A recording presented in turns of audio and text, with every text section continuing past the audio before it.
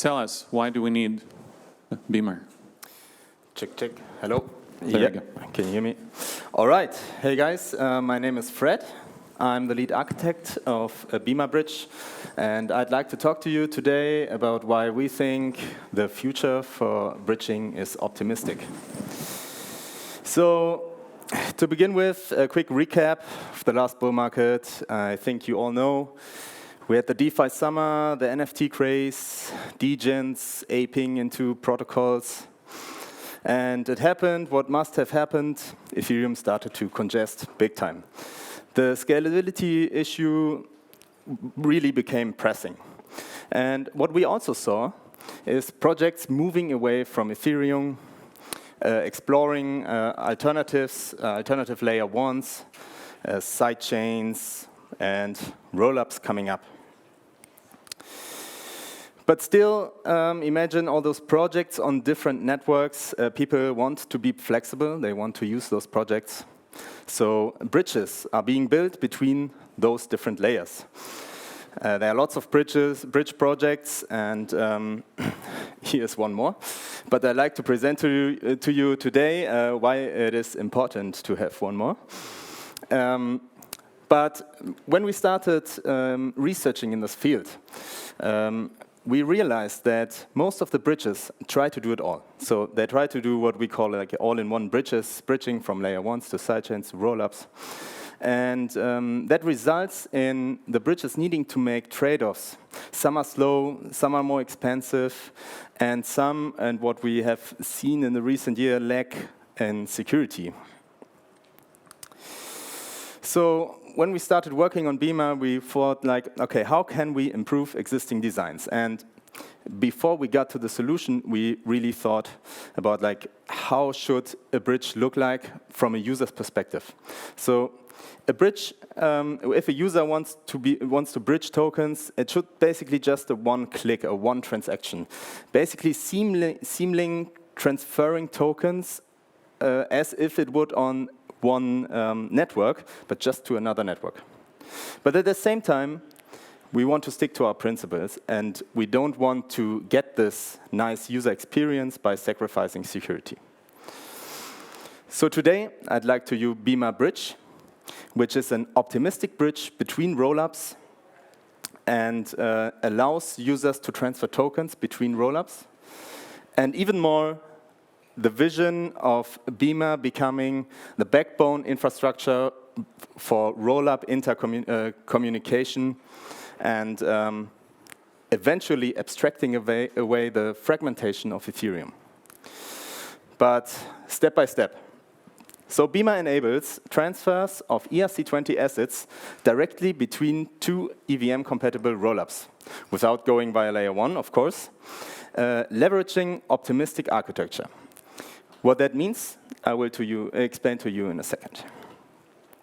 So first, let's go into user experience. So when we talk about user experience, we really have like 6 key metrics where we take care of, or like which we measure the quality of user experience. A bridge should be simple, so users only should complete one transaction.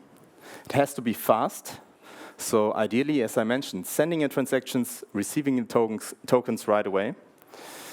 Of course, cost effective, whereby Beamer doesn't really optimize for that case, but we have seen that we are around the same fees as other bridges. And at the same time, we guarantee certainty. So that means if you send 100 token, you receive 100 token, and not those, maybe you have seen it in other bridges, sketchy 18 decimals fraction of the amount. We only send canonical tokens native to the bridge, so we don't have our own lock and mint mechanism. We leave that to the rollups, and because we believe that the rollups do that best and have the greatest security here. And at the same time, and that is kind of most important point, we want to guarantee the highest security possible. So ideally, layer one security, not adding any trust assumptions. And we believe that this is necessary for becoming a backbone infrastructure, transferring information from one rollup to another. So how does Beamer look from a user's perspective? First of all, Beamer Bridge is a market-making protocol. So it connects users who want to bridge tokens with agents, which are liquidity providers, wanting to provide the service for a small fee. There can be multiple, there can be a permissionless, infinite amount of agents. But how do these two persons connect together? So a user who wants to bridge tokens will lock his tokens on the source rollup where he got the tokens, with additional some fees and the information where he wants to get for the request. As soon as an agent sees that, he will directly provide the service upfront on the target rollup. So that means as soon as one transaction happened on the rollup, on the first rollup, the second transaction is initiated directly. And at that point in time, the user has received the tokens on the target rollup. So that means the service was provided and the user is actually done. So the user is not involved in any dispute resolution or whatsoever, which I will get into in a second. So to summarize, the users enjoy a near instant service. But of course, the agent would only do that if he can be sure that he gets his token back and that everything works according to the protocol. And here we leverage optimistic architecture, what you might know like how optimistic rollups work. So the agent will go to the contract, claim that he fulfilled the service, and then a time window opens and where anybody can challenge this claim or the validity of the claim. If that didn't happen, or if that doesn't happen, the agent is able to withdraw the tokens and the trade is actually settled. So note that the contract on the source rollup doesn't know about the state of the target rollup. So he trusts basically the network that nobody challenges. But of course, that is the happy path, and we expect this to be the common case. But this only works if you have a bulletproof, secure fallback mechanism. So what happens if someone challenges this claim is the interesting question, actually. Before we get into that, as I mentioned, Beamer is an optimistic bridge, rollup to rollup only. We believe in the rollup-centric future of Ethereum.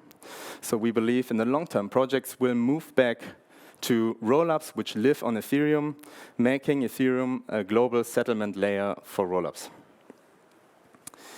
And building a bridge for all rollups specifically allows us to improve on security and leverage properties of rollups, namely data availability. So all rollups live on Ethereum, and all the data are available.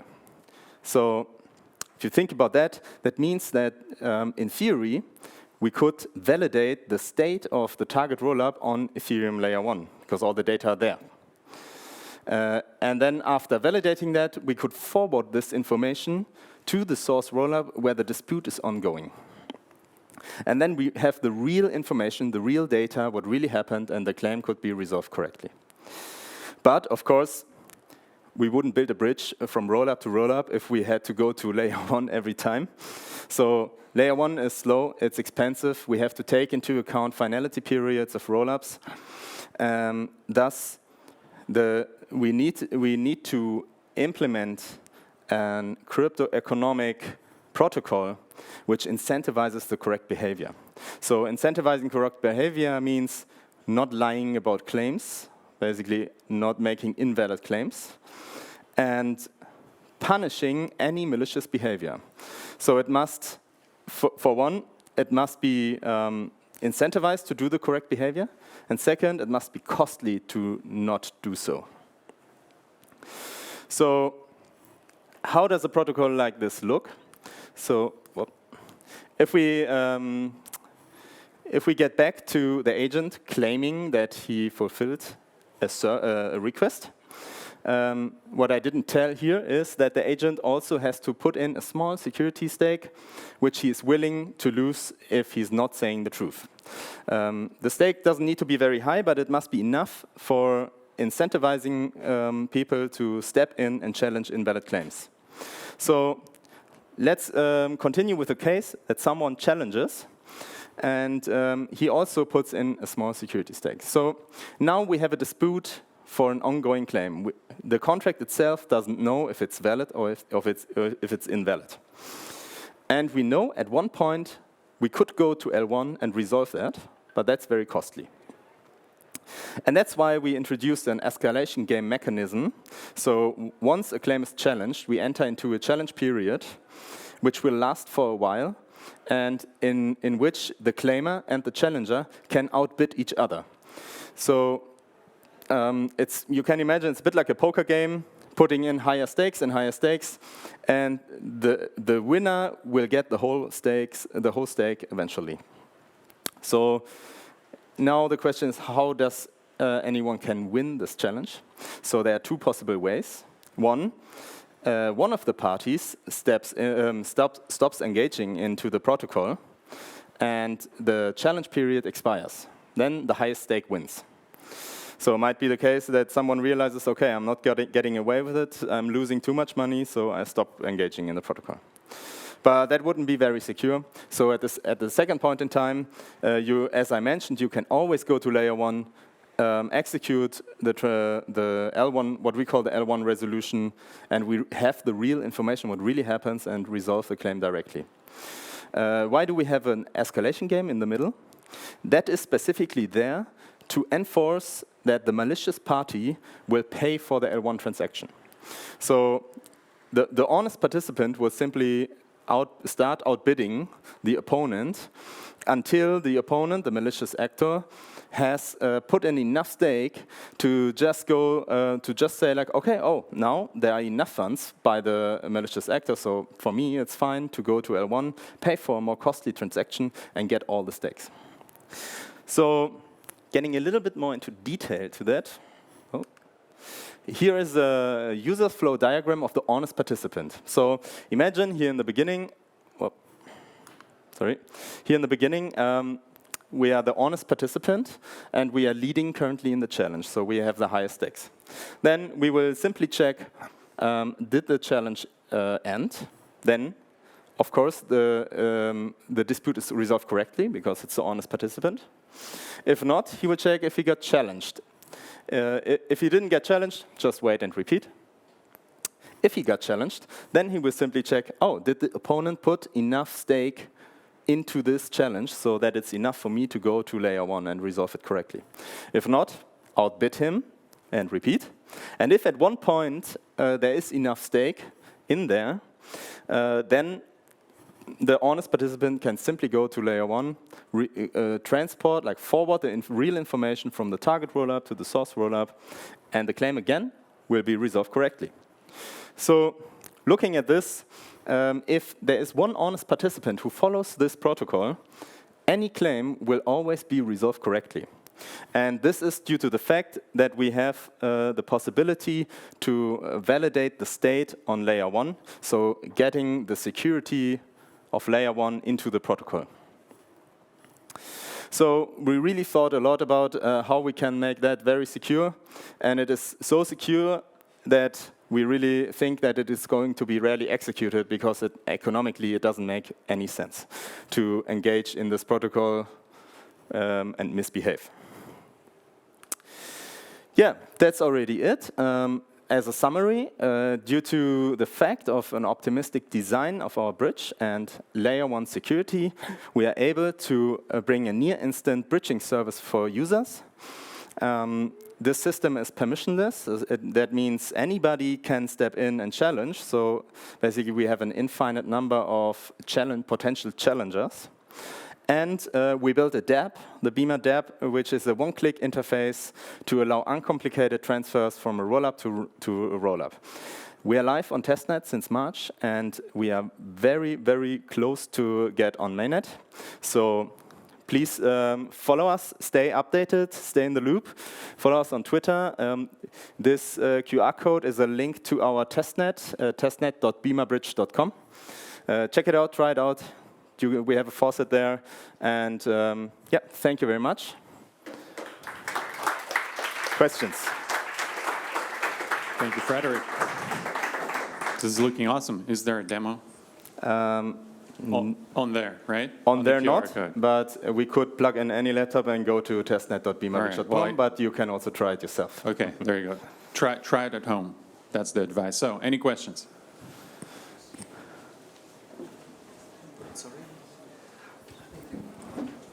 Which layer 2 do you support? Because I think that if you connect this to a different EVMs, maybe if you connect to rollups, every rollup has his maybe state tree, how it works inside, and maybe the fraud proof should be different, right? Yeah, that's true. So we have some requirements. Basically, the theoretical main requirement is that state is available on Ethereum layer 1. Currently, we are supporting all optimism-based rollups. So that is Optimism, Boba. It used to be Metis. Metis changed from being a rollup. We are also very close to integrating Arbitrum. It helps definitely. What we basically use is the messaging layers of rollups. So it helps definitely if there's a messaging layer available, but it wouldn't be a deal breaker because the only thing we need is like a way to validate the state on layer 1. Thank you. So you have a fraud proof for every different rollup, right? Yes. Yeah. Thank you.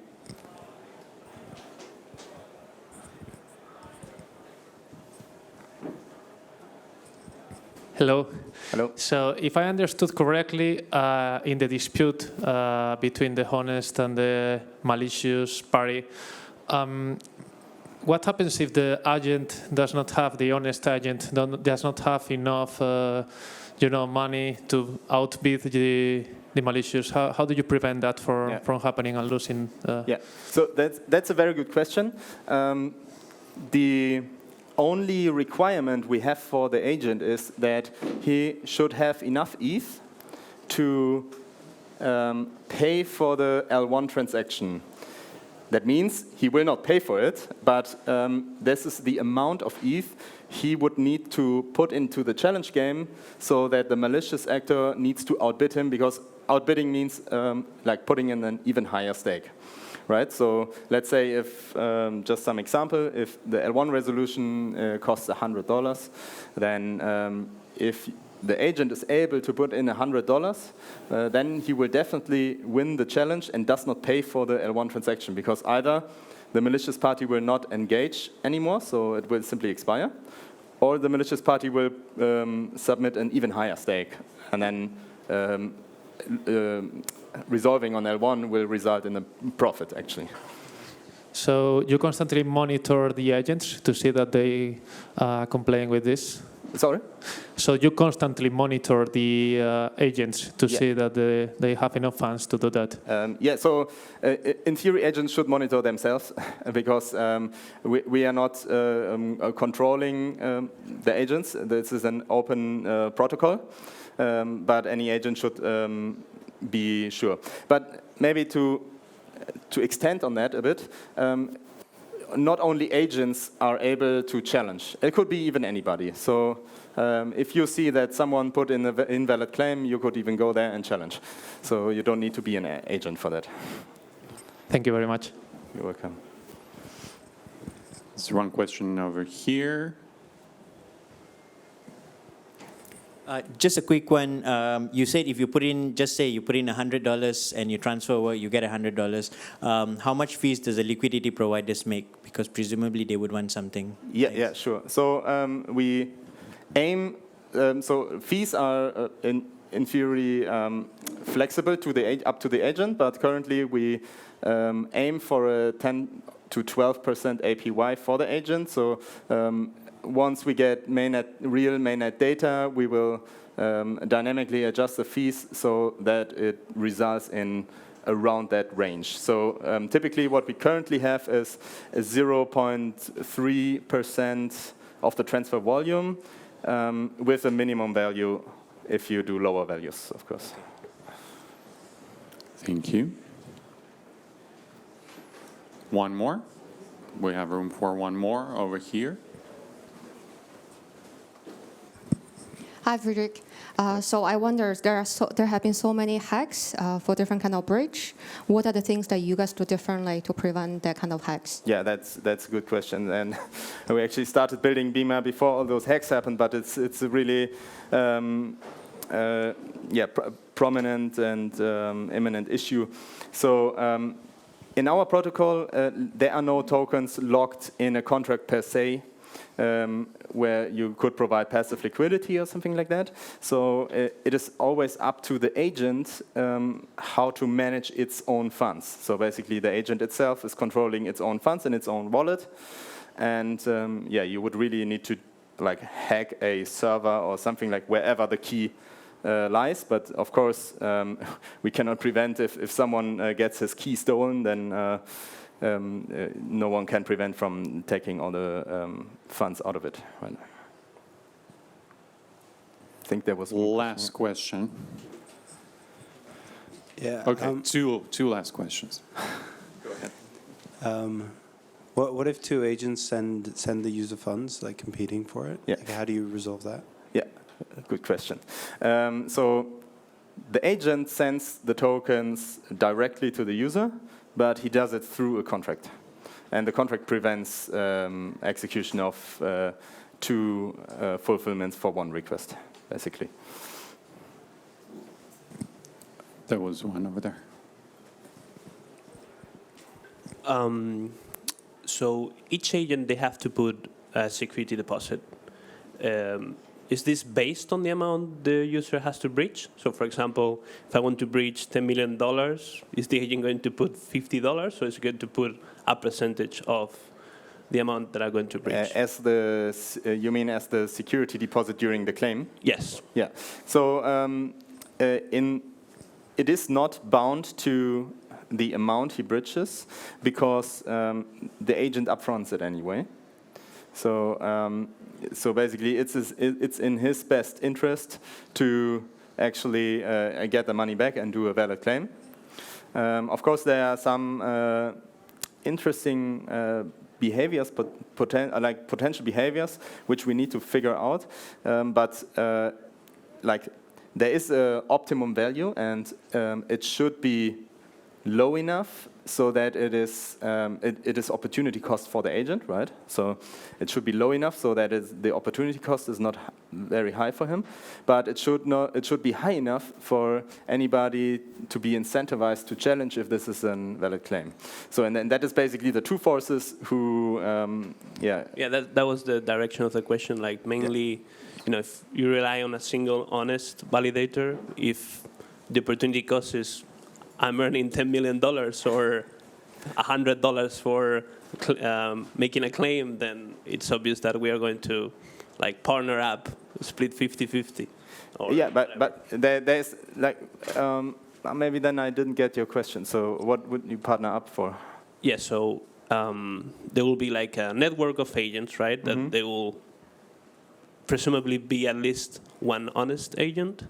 However, if the opportunity cost is very high in terms of I can be honest and earn a small amount, or we can cartel together and earn millions of dollars for a single commit. I mean, yeah. So earning should be impossible because what you only need is one honest agent who's able to challenge the invalid claim, right? And challenging is permissionless, so anybody can do that. It doesn't need to be an agent. I mean, even you and I can do it. So in theory, and there's incentivization for it. You will make at least 100% profit on challenging it. So in theory, anybody can do it. So there's an infinite amount potentially there to challenge invalid claims. Thank you. Thank you so much. Thank you. A round of applause, I think. This is awesome. Thank you very much. Thank you, Frederik.